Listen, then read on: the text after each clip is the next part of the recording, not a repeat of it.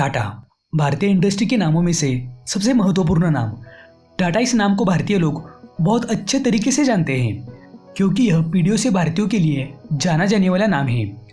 नमक, software, car, perfume, pesticides, चाय, truck, steel और यहाँ तक कि गोल्ड जैसे लगभग 100 से भी अधिक कंपनियों का ओनर टाटा ग्रुप्स है। उसमें ही अब उभरते इंडियन ऑटोमोबाइल इंडस्ट्री के अंदर टाटा मोटर्स टॉप पोजीशन पर आ गया है। टाटा मोटर्स ने अपने पिछले कुछ महीनों से असाधारण रूप से अपनी अच्छी कारों के मैन्युफैक्चरिंग और सर्विस की वजह से बहुत लोकप्रियता हासिल कर ली है।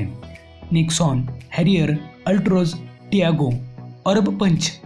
टाटा की भारतीय कार लाइनअप में हर कार के अंदर कुछ न कुछ है जो इसे सेल्स फिगर बढ़ाने में मदद करता है।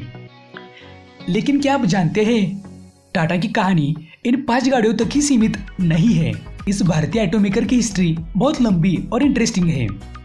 तो इस वीडियो के अंदर हम टाटा मोटर्स के कुछ अनसुने इंटरेस्टिंग फैक्ट्स देखने वाले हैं। तो चलिए शुरू करते हैं।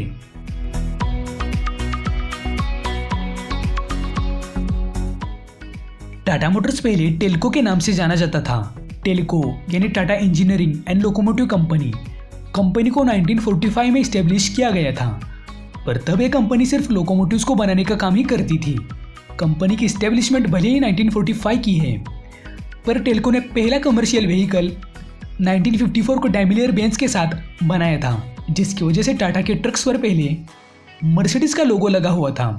1969 में कुछ कारणों की वजह से इस जॉइंट वेंचर को बंद कर दिया गया था।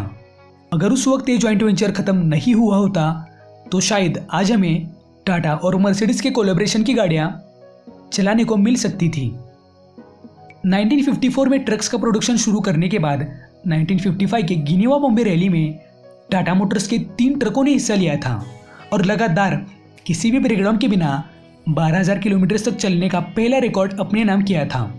इसी मजबूती की वजह से टाटा ट्रक्स को बाहरी कंट्रीज से भी डिमांड आने लगी और 1961 से ट्रक्स को एक्सपोर्ट करना शुरू किया गया। टाटा मोटर्स ने 1998 को पैसेंजर व्हीकल में एंटर होने का निर्णय लिया। टाटा मोबिलियो एक पहली कार बनाई। इसी पर आधारित 1991 में टाटा सिएरा इस पहली एसयूवी को लॉन्च किया। उन दिनों दुनिया भर में स्टेशन वैगन टाइप की कार्स बहुत फेमस थी। इसे ही देखकर टाटा मोटर्स ने इस स्टेशन वैगन को लॉन्च किया था, पर असली टर्निंग फेज 1998 को आ गई थी जब टाटा ने इंडिका को लॉन्च किया था। इस दौरान इंडिका के साथ टाटा सफारी भी लोगों का ध्यान खींच रही थी। आपको ये तो पता होगा कि इंडिका कितनी सक्सेसफुल रही थी और आज टाटा मोटर्स की इलेक्ट्रिक कार्स रास्तों पर दौड़ने लगी है, पर आपको ये पता नहीं होगा कि टाटा मोटर्स ने बहुत पहले से ही इलेक्ट्रिक व्हीकल्स के ऊपर काम करना शुरू किया था। 2008 में इंडिका इलेक्ट्रिक कंसेप्ट को दिखाकर 2011 में इंडिका विस्टा ईवी की टेस्टिंग भी शुरू कराई गई थी, जो सिंगल चार्ज में 200 किलोमीटर तक जा सकती थी।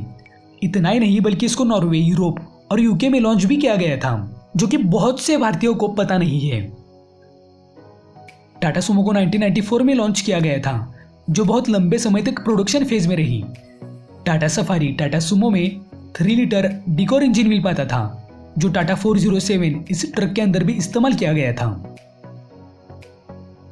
जो ब्रांड इंडियन मैन्युफैक्चरर्स का मजाक बनाता था, उसी से टाटा ने प्रीमियम और लग्जरियस ब्रांड जगुआर और लैंड रोवर 2008 में खरीद लिया, $2.38 बिलियन में।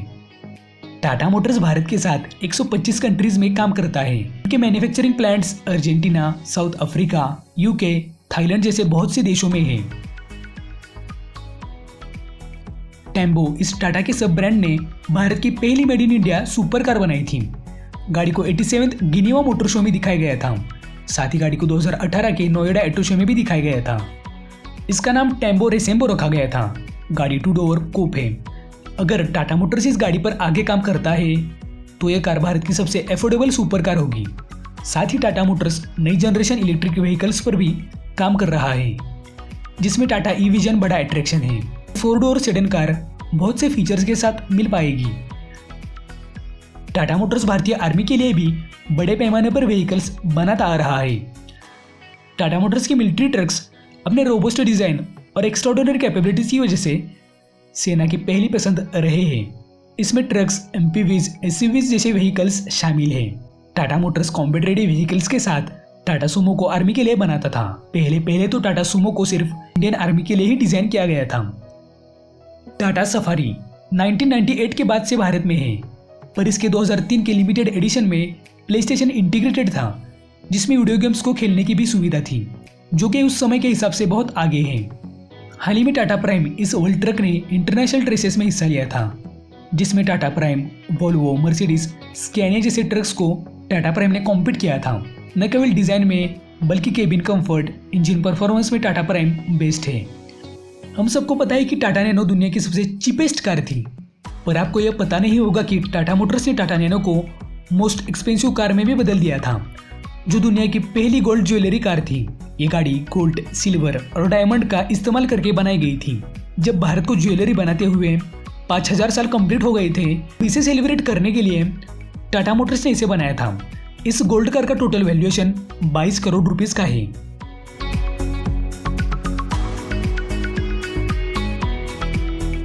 टाटा मोटर्स गाड़ियों का परफॉर्मेंस वर्जन भी लॉन्च करता था, जिसे जेएम ऑटोमोटिव के साथ मिलकर बनाया जाता था।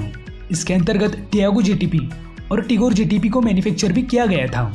जिस नैनो के इंजन को लोग कम समझते हैं, उन्हें यह पता नहीं होगा कि टाटा मोटर्स ने सुपर नैनो को भी बनाया था, जिसके अंदर 1.3 लीटर इंजन था, जो 230 HP की पावर प्रोड्यूस करता था, जिसकी प्राइस 25 लाख रुपीस थी। इतना ही नहीं बल्कि जेटीपी डिवीजन ने विस्टा को रेस कार का लुक देते हुए इंजन और बॉडी में अहम बदलाव करते हुए 3 लीटर V6 इंजन लगाया था। गाड़ी प्रॉपर रेस कार नजर आ रही थी, जिसकी रफ्तार 270 km/h की थी।